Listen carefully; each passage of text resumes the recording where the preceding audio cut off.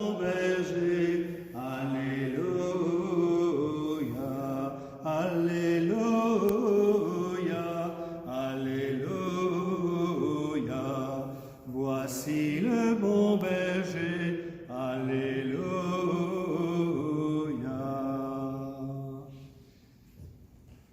Chers frères et sœurs, chers amis, bonjour à vous qui ce matin prenez le temps pour écouter cette petite prédication en ce jour de la fête du bon pasteur. Et dirons-nous, si c'est la fête du bon pasteur, c'est aussi peut-être la fête de l'appel. Le bon pasteur, que fait-il aujourd'hui? Eh bien, il appelle ses brebis, chacune par son nom.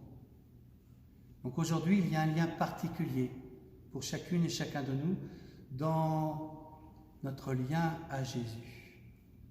Jésus a des choses à nous dire. Jésus a des paroles à nous communiquer.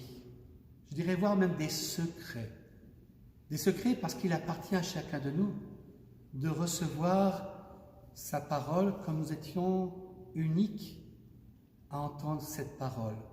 Comme si nous étions les seuls à l'entendre.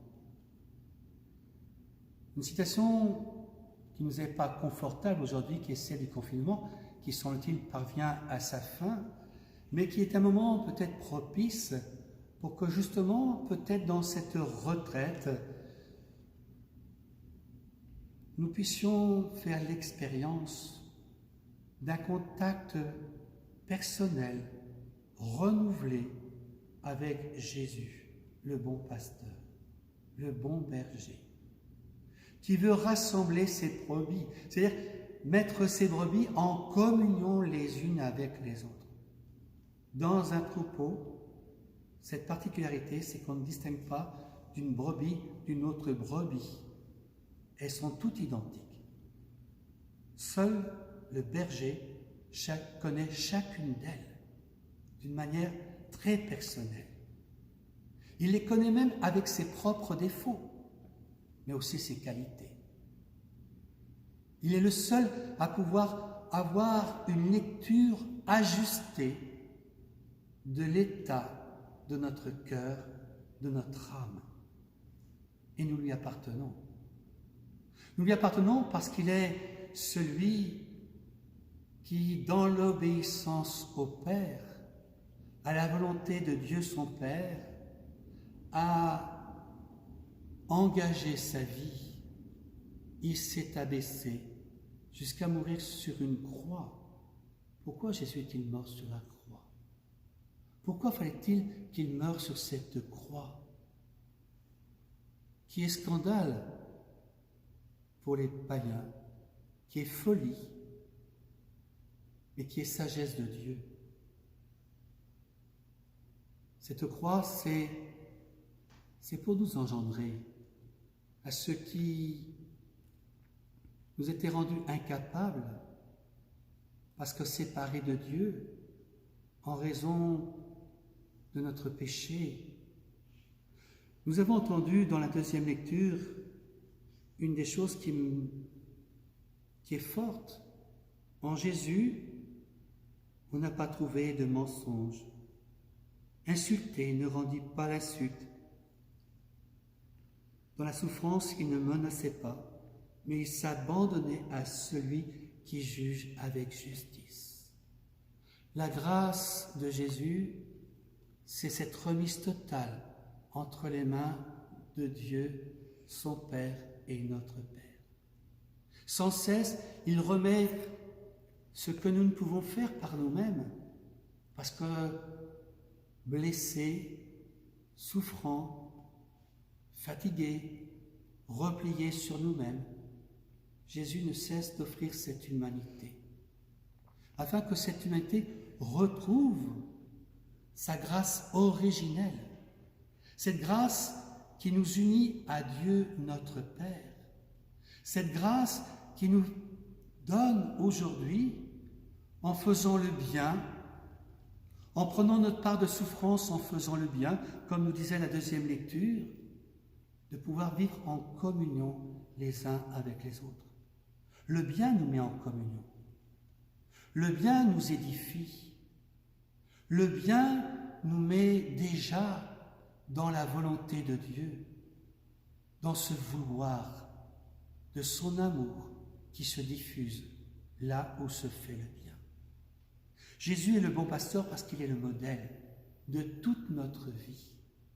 Il nous apprend par le don de sa vie à faire aussi de notre vie un don à nos frères et à nos sœurs. C'est-à-dire à prendre sur nous la grâce du bon pasteur qui donne sa vie pour ses frères, pour ses sœurs. Quelle que soit la condition, quelle que soit la race, tous, en Jésus, nous sommes rassemblés pour faire un seul et unique troupeau dans une même communion. C'est le chemin de la foi, c'est le chemin de notre espérance, que tous nous soyons rassemblés, nous avons ce désir. Ce désir est plus grand que nous, mais il est l'œuvre de Dieu en chacun d'entre nous.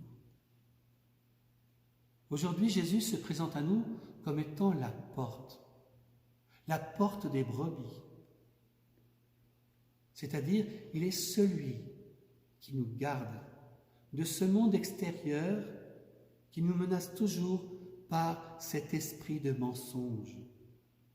Le mensonge qui fait partie de notre humanité, que nous côtoyons, que peut-être nous pratiquons à certains moments de notre vie pour nous préserver par peur.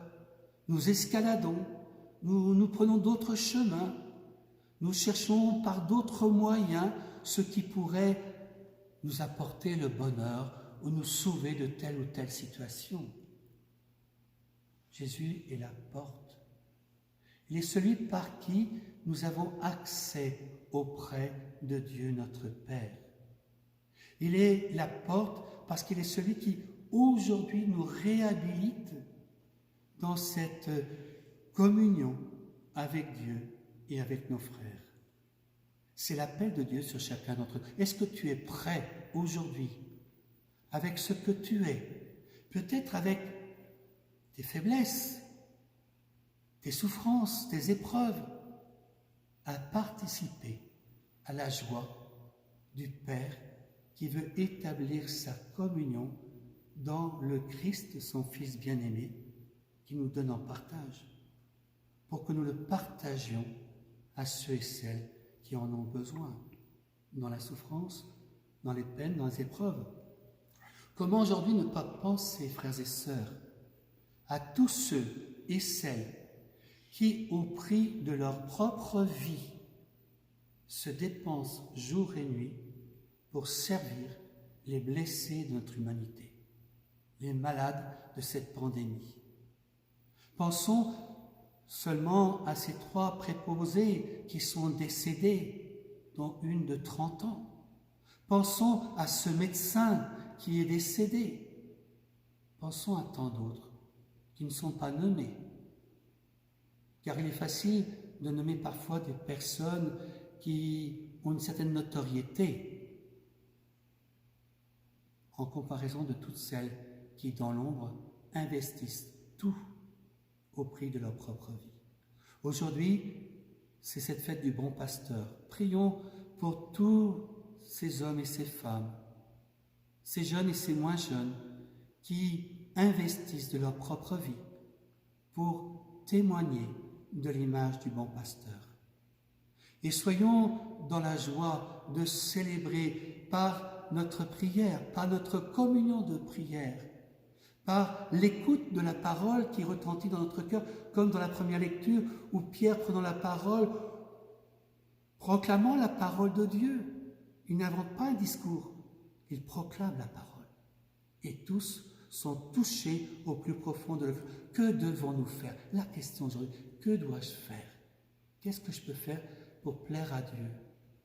Pour être aujourd'hui plus proche de ce Dieu qui s'est approché de moi par le don de son Fils bien-aimé. La parole, les sacrements. Seigneur, fais grandir en moi le désir de te recevoir dans la Sainte Eucharistie et de prendre dans ma prière tous ceux et celles qui, comme moi aujourd'hui, en sont privés. Que le Seigneur puisse répandre sur nous le don de son Esprit Saint.